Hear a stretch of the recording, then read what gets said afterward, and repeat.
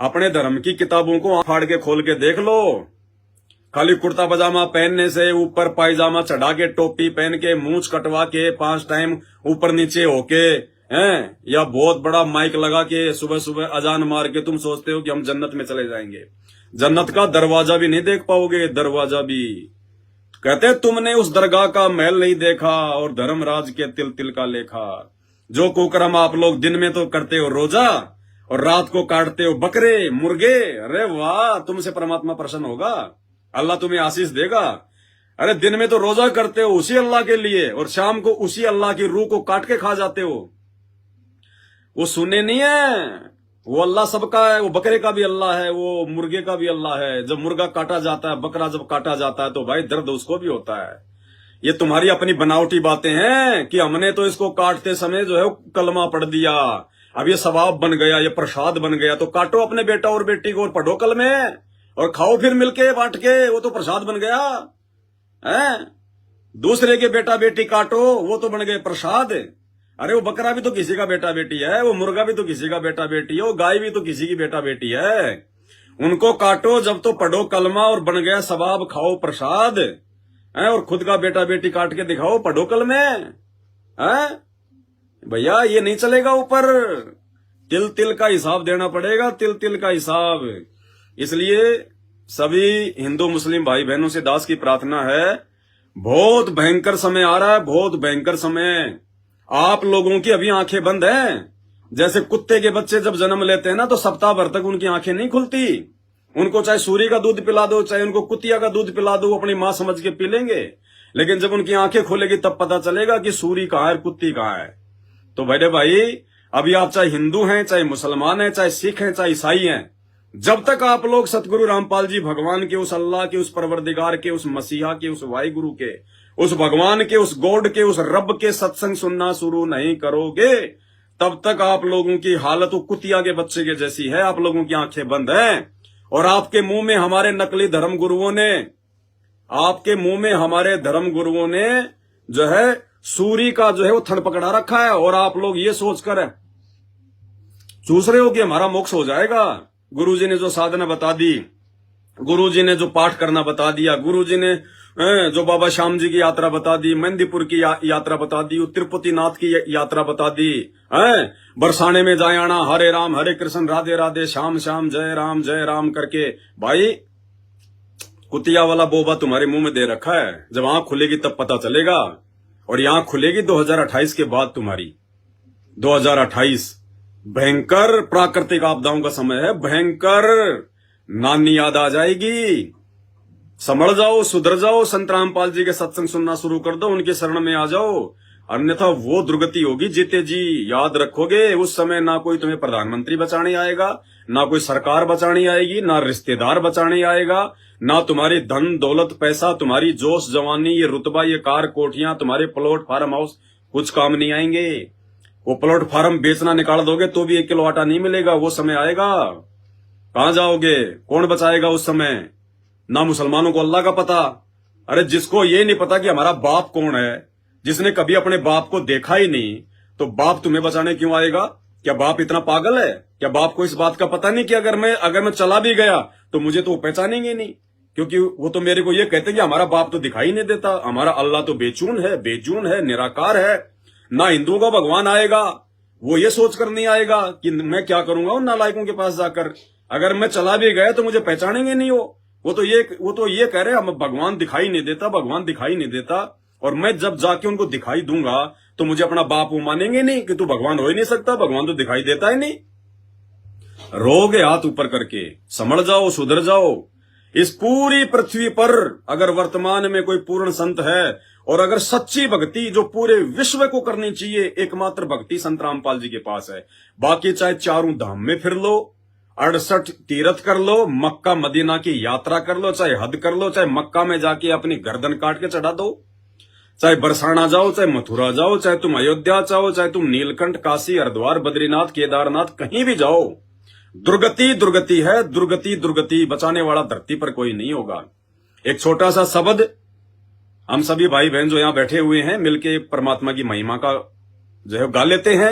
आप लोगों को भी समझाएंगे उस शब्द के माध्यम से। काहे भटक रहा इंसान पहचान धनाना वाले को। वो सारी सृष्टि का मालिक है, वो मुसलमानों का बाखबर, वो मुसलमानों का अंतिम पैगंबर, वो हिंदुओं का भगवान, वो गॉड, वो राम, वो रब, वो अल्लाह भारतवर्ष की पावन भूमि हरियाणा के गांव धनाना में 8 सितंबर 1951 को संत रामपाल जी के रूप में प्रकट हो चुका है। अब भगवान आएगा तो सींग लगा के नहीं आएगा, फुदक फुदक के नहीं बताएगा कि I am God, I am God, I am Allah, I am Allah. है अपना ज्ञान देगा, उसके ज्ञान से ही पहचान होगी कि हाँ ये भगवान है या क्या है। और उसकी शरण में आके देखो, फिर उसकी शरण में आके देखो, लाभ उठा के देखो, फायदा उठा के देखो। जो लोग हॉस्पिटलों में, जो लोग बल्कि सड़ रहे हैं, कैंसर के रोगी दुखी हो रहे हैं, सड़ रहे हैं, अरे एक बार संत रामपाल जी के सत्संग सुनो अपने मोबाइल में, जिसमें सारा दिन तुम रिश्तेदारों से बात करते हो, हाय मर गया, हाय मर गया, इतने पैसे बर्बाद हो गए, हाय कोई फायदा को नहीं, हाय कोई फायदा को नहीं। अरे कुछ नहीं, फ्री का इलाज, मुफ्त का इलाज, कैंसर क्या का, चाहे कैंसर का चाहे परदादा क्यों ना हो। अरे संत रामपाल जी के सत्संग सुनो और उनकी शरण में आ जाओ। कैंसर क्या, कैंसर का बाप भी रफू चक्कर हो जाएगा। रफू चक्कर उसको कहते हैं अल्लाह, उसको कहते हैं भगवान। अगर आज से पहले धरती पर अगर भगवान होता और दुनिया अगर उसी की अगर भक्ति कर रही होती, मुसलमानों के अनुसार अगर उनका बेचून अल्लाह ही भगवान है, हिंदुओं के अनुसार अगर उनका राम और श्री कृष्ण ही भगवान है, तो भाई साहब ये दुनिया भर के हॉस्पिटल खोलने की जरूरत नहीं पड़ती। दुनिया भर के हिंदू, दुनिया भर के मुसलमान हॉस्पिटलों में सड़ रहे हैं। क्यों? भक्ति तो सभी कर रहे हैं। हर हिंदू के घर में भक्ति हो रही है, हर मुसलमान के घर में जो है इबादत हो रही है, फिर क्यों हॉस्पिटलों में जा जाके सड़ रहे हो? अरे फिर भक्ति कौन से दिन काम आएगी? अगर भक्ति करते करते भी आदमी को अगर बीमार होना पड़ेगा, भयंकर बीमारी से तड़पना पड़ेगा, एक्सीडेंट में उसकी मौत हो रही है, उसका अंग भंग हो रहा है, घर में यदि उसके निर्धनता आ रही है, आंखों के सामने बेटा बेटी मर रहे हैं, काम धंधे फैल हो रहे हैं, तो वो अल्लाह नकली है जिसकी तुम पूजा कर रहे हो, वो भगवान नकली है जिसकी तुम पूजा कर रहे हो, वो असल में भगवान नहीं है। अगर भगवान की शरण में आने के बाद क्या सुख होता है अगर देखना है तो भाई संत रामपाल जी के भक्तों से मिलकर देख लो एक बार। तुम्हारे आसपास होंगे, ऐसी बात नहीं है, अब तो गली गली में फैल गए परमात्मा के बच्चे। एक बार मिलकर देख लो उनसे, जो सही भक्ति कर रहा होगा, संत रामपाल जी के जो बताए अनुसार भक्ति कर रहा होगा, उनके नियम और मर्यादाओं में रह के जो भक्ति कर रहा होगा। देखो नियम तोड़ के तो चाहे संत रामपाल जी की गोद में जाके बैठ जाओ, वहां से भी शैतान चोटी पकड़ के लेके जाएगा। उसके साथ भी वही होगा जो आम व्यक्ति के साथ में हो रहा है, एक्सीडेंट वगैरह, बीमारी वगैरह। लेकिन भैया भगवान आएगा तो अपनी कुछ मर्यादा बताएगा, कुछ अपने नियम बताएगा। जिस प्रकार हॉस्पिटल में जाते हैं, भयंकर रोग होता है, डॉक्टर से मिलते हैं, डॉक्टर इलाज करता है, उसके बाद डॉक्टर हमारे को कुछ नियम बताता है, वो परहेज बताता है। परहेज निभाएगा उसी को लाभ मिलेगा, नहीं तो बाकी रोगियों की तरह चिल्लाएगा, रोएगा। तो ये स्थिति आध्यात्मिक मार्ग की है भाई।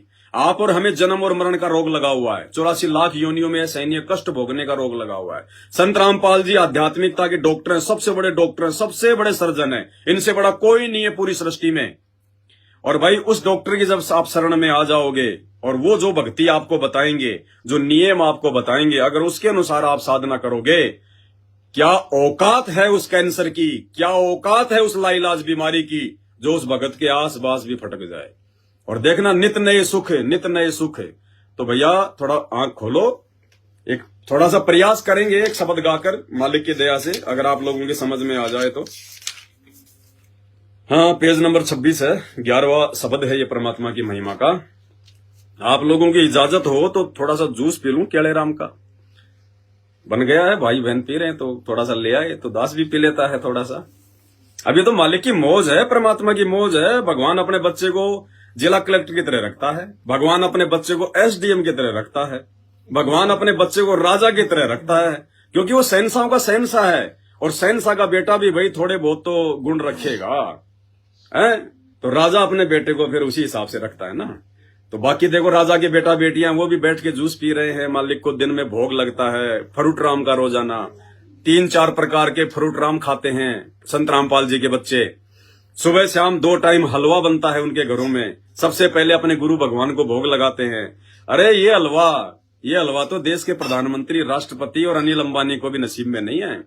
हालांकि वो खा सकते हैं बना के, दिन में 5 बार भी खा सकते हैं बना के, लेकिन वो भोग की आरती के साथ भोग लगाकर वो प्रसाद बनाकर खाने का सौभाग्य उनका नहीं है, जो सौभाग्य सदगुरु रामपाल जी भगवान के भक्तों को प्राप्त है। और यही हमारी खुराक है, इसी खुराक के कारण दुनिया हॉस्पिटलों में सड़ेगी, लेकिन संत रामपाल जी के भगत नहीं सड़ेंगे, क्योंकि हम दुनिया का मैल नहीं खा रहे।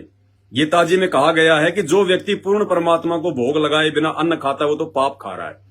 अब इस धरती पर केवल संत रामपाल जी के भगत हैं, और संत रामपाल जी के भी भगत वो जो केवल साध संगति से जुड़े हुए हैं, केवल वो ही भोग लगाते हैं अपने गुरुदेव भगवान को। बाकी पूरी दुनिया और संत रामपाल जी के 90% भगत जो साध संगति से नहीं जुड़े हुए, वो अभी तक पाप का अन्न खा रहे हैं, पाप का अन्न। जो व्यक्ति संत रामपाल जी को विधिवत भोग की आरती के साथ भोग लगा के अन्न पानी जल ग्रहण नहीं करता, वो तो गंध खा रहा है, मैल खा रहा है, पाप खा रहा है, एक तरीके से मांस खा रहा है। मांस, वो पानी नहीं पी रहा, वो शराब पी रहा है, वो भोजन नहीं खा रहा, वो मांस खा रहा है, वो गंध खा रहा है। ये भगवान का विधान है। हम हिंदुओं की सबसे बड़ी गलती तो यही है कि हम लोग अपने शास्त्रों को नहीं पढ़ते। पंडितों ने जैसा बता दिया आंख बंद करके विश्वास कर लिया, भाई उससे बात नहीं बनेगी।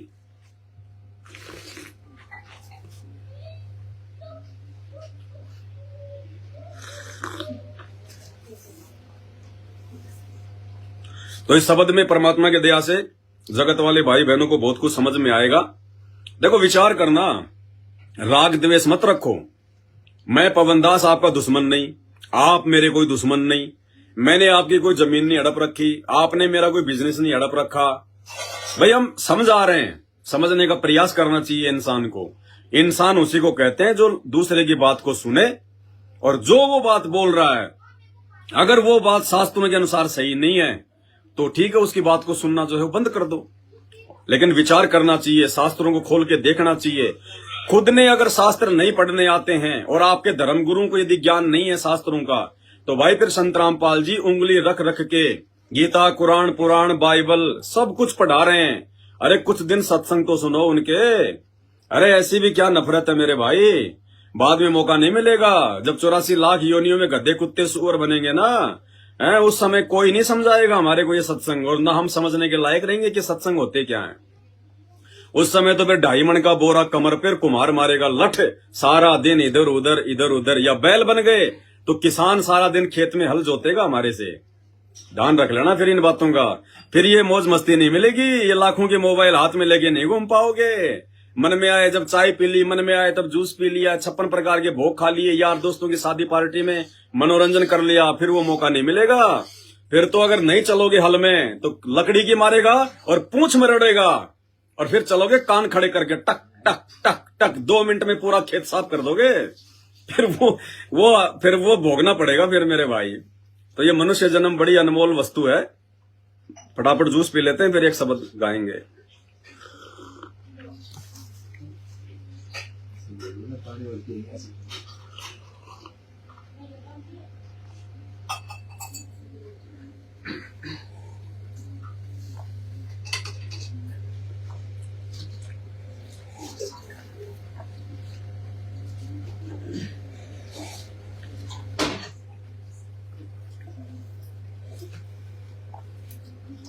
थोड़ा डालना चल रहा। ये परमात्मा की नगरी में मौज है, बाकी नगरी में मौज नहीं है। बाकी तो अरे और क्यों डाल दिया, पानी डाला था मैंने तो और भर दिया। देखो जूस का गिलास और भर दिया केले राम का, वो और गई आपकी 3-4 मिनट। भाई ये मौज केवल परमात्मा के भगत, परमात्मा के बच्चे प्राप्त कर सकते हैं, और गारंटेड बात है। आप एक बार सत्संग तो सुनना शुरू करो संत रामपाल जी के। अरे 2 दिन समझ में नहीं आएंगे, 4 दिन समझ में नहीं आएंगे, क्योंकि ज्ञान जो उनका है वो शास्त्रों के अनुसार है, और हमने किस्से कहानियां सुन रखी है शास्त्रों के विरुद्ध। तो हो सकता है 10-5 दिन आपको अटपटा सा लगे कि ये महाराज जी क्या कह रहे हैं, वो समझ में नहीं आ रहा। लेकिन भैया अगर ध्यान से सुनते रहोगे तो दाना दाना समझ में आने लगेगा, दाना दाना। और रोगे फिर पछताओगे आप लोग कि ये भगवान अगर पहले आपके सत्संग सुन लेते तो हम भी पवनदास की तरह ऐसे बैठ के जूस पी रहे होते, भाई बहनों को बैठा के लाइव आ रहे होते। जूस तो आप आज भी पी सकते हो सकता है आपकी जूस की दुकान भी होगी, लेकिन ये जूस नहीं बना सकते, ना आप दुनिया को पिला सकते संत रामपाल जी की शरण में आए बिना। क्योंकि ये परमात्मा को भोग लग के ये अमृत बन चुका है, सबाब बन चुका है। ये 1 करोड़ रुपए देने से भी नहीं बन सकता।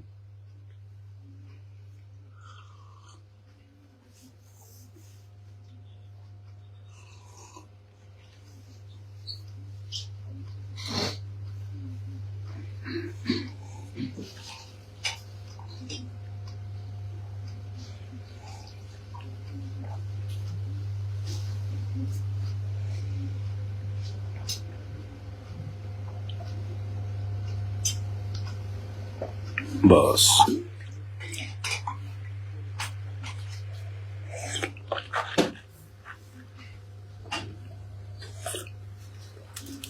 आज दास आया तो था किसी और मैटर पे लाइव, किसी भाई बहनों की शंकाओं के समाधान के लिए, लेकिन देखो हमारी नहीं चलती।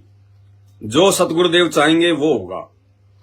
परमात्मा ने आप जगत वाले भाई बहनों के लिए थोड़ा सा ज्ञान आधार से चर्चा करवा दी, तो ये तो मालिक की मौज है। हम तो खाली बैठ जाते हैं उसके नाम पे, बाकी तो उसकी चलेगी, हमारी नहीं चलेगी।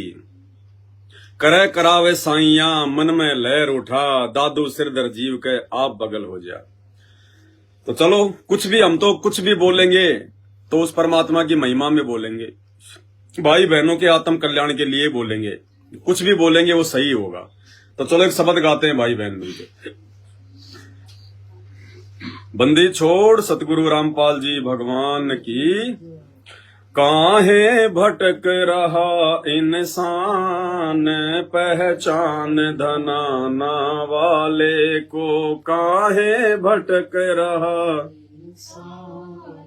पहचान धनाना वाले को, पहचान धनाना वाले को। गुरुदेव धनाना वाले को, पहचान धनाना। गुरुदेव धनाना वाले को, काहे भटक रहा इंसान, पहचान धनाना। काहे भटक रहा इंसान, पहचान धनाना वाले। परमेश्वर कह रहे कि रे मूर्ख इंसान क्यों भटक रहा है, कभी मंदिर में, कभी मस्जिद में, कभी चर्च में, कभी गुरुद्वारे में, कभी मक्का मदीना में, कभी अमरनाथ में, कभी केदारनाथ में, कभी जगन्नाथ में, क्यों धक्के खा रहा है? उन पत्थरों की पूजा करने से, उन बुतों की पूजा करने से, उन मरे हुए लोगों की पूजा करने से कुछ नहीं मिलेगा। अगर वर्तमान में फायदा उठाना है तो किसी जीवित को ढूंढ, किसी जिंदा संत को ढूंढ, जो तेरे से मिले, तेरे से बात करे, तेरी शंकाओं का समाधान करे, तेरे मन को शांति प्रदान करे, तुझे सत्य भक्ति बताए। पत्थरों की पूजा करने से कुछ नहीं मिलेगा, तुम भी एक दिन जो है पत्थर ही बन जाओगे।